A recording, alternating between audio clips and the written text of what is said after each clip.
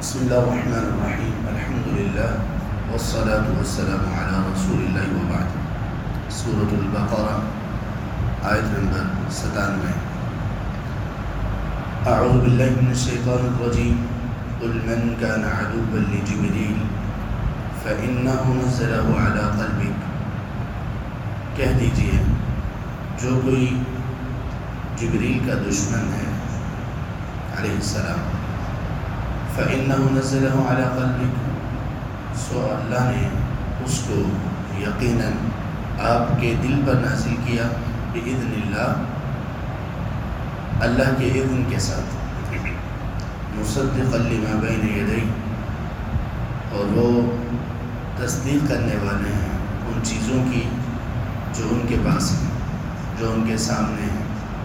یا جو ان کے ہاتھوں کے درمیان ہیں، وَہُدًى، اور وہ ہدایت ہے، وَبُشْرَى لِلْمُؤْمِنِينَ، اور خوشخبری ہے مومنوں کے لیے۔ پچھلی آیات میں اللہ تعالیٰ بنی اسرائیل کے متعلق اللہ کے ساتھ اور اللہ کے انبیاء کے ساتھ ان کا جو رویہ ہے اس کے متعلق اللہ تعالیٰ نے تفصیل سے ان کی خصلتوں اور ان کی قباحتوں اور ان کے تکبر کا ذکر کیا، مختلف انداز میں جو انہوں نے اللہ اور ان کے رسولوں کی نافرمانیاں کی، اللہ اور ان کے رسولوں کی جو گستاخیاں کی، ان کا تذکرہ آپ صلی اللہ علیہ وسلم نے فرمایا، ان کا تذکرہ اللہ تعالیٰ نے فرمایا۔ اس آیت سے اللہ تعالیٰ نے بنی اسرائیل کی ایک اور بدترین خصلت کا ذکر کیا، اور وہ ہے ان کا بغض اور کینہ فرشتوں کے ساتھ اور فرشتوں کے سردار جبریل علیہ السلام کے ساتھ۔ انہوں نے نبی صلی اللہ علیہ وسلم کی رسالت کو جان لینے کے بعد،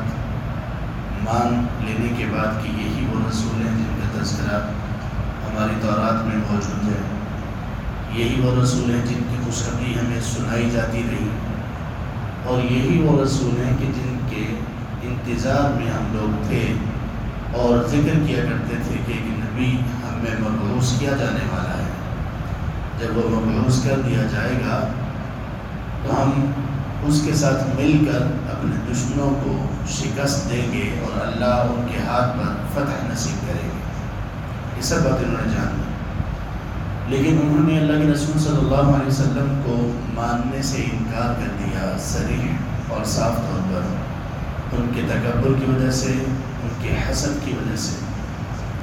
اور وہ ان کی بدترین خصلتیں جو پہلے سے چلی آ رہی تھیں ان کی وجہ سے، جن باتوں کو بنیاد بنا کر انہوں نے اللہ کے رسول صلی اللہ علیہ وسلم کی رسالت کو جان لینے کے بعد جھٹلا دیا۔ ان میں سے ایک بات یہ تھی کہ ہم اس لیے اس رسول پر ایمان نہیں لائیں گے کیونکہ ان پر وحی لانے والا فرشتہ وہ جبریل ہے اور وہ ہمارا دشمن ہے، اس لیے کہ یہ ہمارے لیے عذاب کی بشارتیں لے کر نازل ہوتا تھا، اور اس لیے بھی کہ یہ اللہ نے اس کو بھیجا تھا کہ بنی اسحاق میں جانا، یعنی ہمارے پاس بنی اسرائیل میں آنا، لیکن یہ وحی لے کر چلے گئے بنی اسماعیل میں، نبی صلی اللہ علیہ وسلم کے پاس، تو جبریل نے ہمارے ساتھ دشمنی کی۔ اب اندازہ کیجئے کہ کس قدر بڑی یہ جرأت ہے، یعنی اس ایک چیز میں، ایک بات اور اس ایک اعتراض میں انہوں نے کتنی بڑی بڑی گستاخیاں کی۔ ایک تو گستاخی یہ کی کہ جبریل نعوذ باللہ اللہ کا نافرمان ہے، اللہ نے بھیجا کہیں اور چلا کہیں اور گیا۔ اللہ کی گستاخی ہے اس لیے کہ اللہ تبارک و تعالیٰ کو کیا جبریل علیہ السلام پر قدرت نہیں حاصل کہ اللہ اس کو بھیج ایک طرف رہے اور وہ کسی اور طرف جا رہا ہے اور اللہ اس کو کچھ نہیں کہہ رہے، اللہ پھر بھی اس کی تعریف کر رہے ہیں۔ تو اس طرح سے انہوں نے بڑا برملا کہا جبریل ہمارا دشمن ہے۔ اگر جبریل کے علاوہ کوئی اور فرشتہ وحی لایا ہوتا، نازل ہوا ہوتا نبی صلی اللہ علیہ وسلم پر، تو شاید ہم دیکھ کے مان لیتے۔ تو اللہ تعالیٰ نے ان کی ان بدترین باتوں اور نظریات پر یہ آیات نازل کی۔ اے پیغمبر اب ان سے کہہ دیجئے کہ جو جبریل کا دشمن ہو گیا، کون جبریل؟ فَإِنَّهُ نَزَّلَهُ، وہ جبریل کے جو اپنی مرضی سے نہیں نازل ہوتے، فَإِنَّهُ نَزَّلَهُ، وہ اللہ ہیں جنہوں نے جبریل کو نازل کیا، اور نازل بھی کہاں ہے؟ عَلَىٰ قَلْبِكَ، آپ کے دل پر،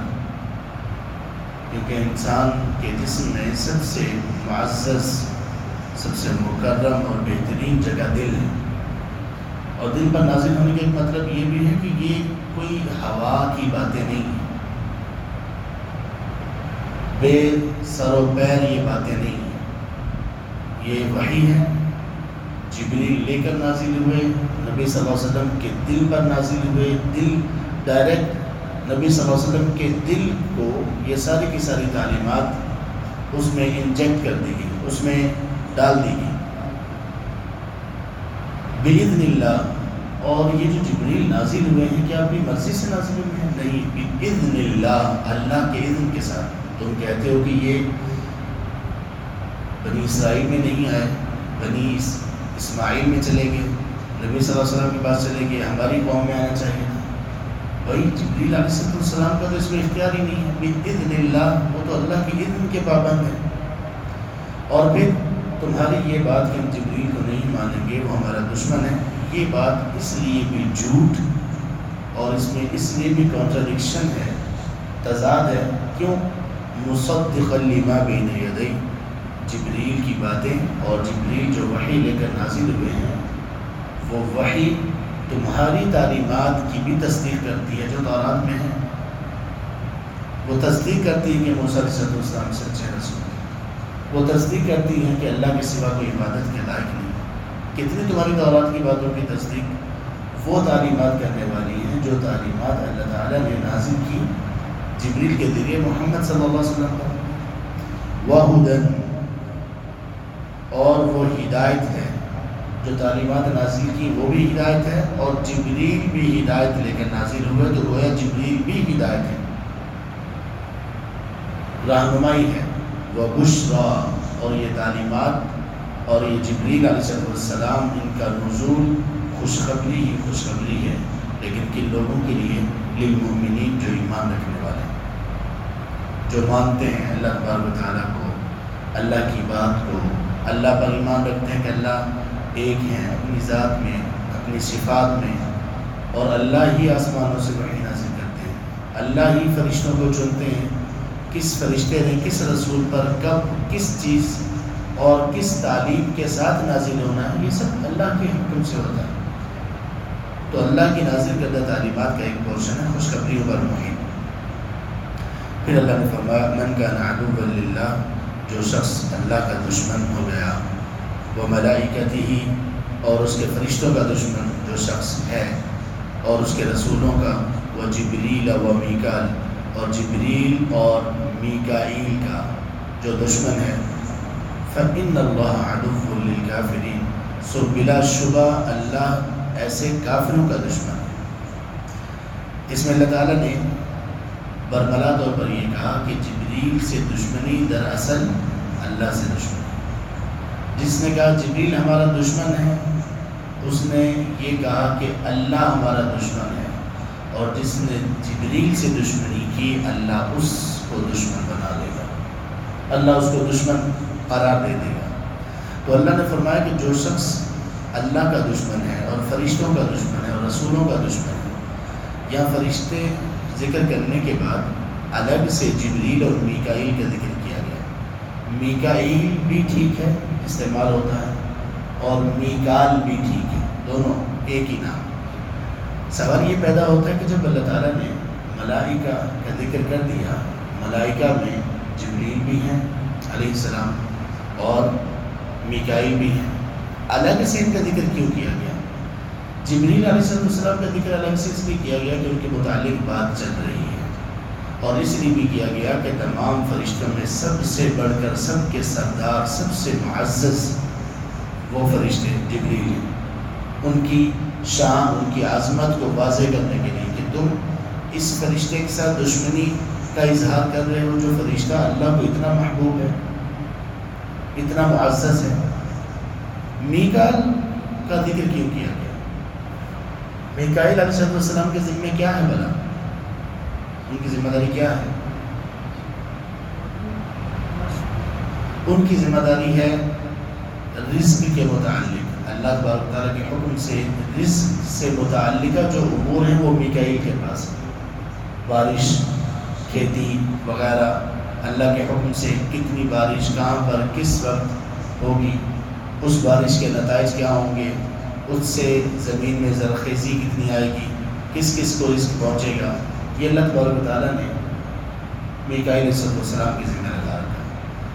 اور کئی ایک دعائیں ایسی ہیں جن میں نبی صلی اللہ علیہ وسلم اللہ تبارک تعالیٰ کی ربوبیت کا ذکر کرتے جبریل اور میکائیل کا نام لے کر، جیسے تہجد کی دعاؤں میں سے نماز میں پڑھنے کے لیے اور تہجد کے وقت اٹھنے پر جو دعائیں آپ سب سمرا کرتے تھے یا رات کو سونے کے اذکار وغیرہ میں، اس میں سے یہ بھی اللہم رب جبرائیل و میکائیل و اسرافیل، اے اللہ، اے وہ رب کے جو جبرائیل، میکائیل اور اسرافیل کا رب ہے۔ اہل علم کہتے ہیں کہ یہ تینوں فرشتے بڑے اہم امور پر منتخب ہیں۔ جبریل علیہ السلام کے ذمے زندگی ہے،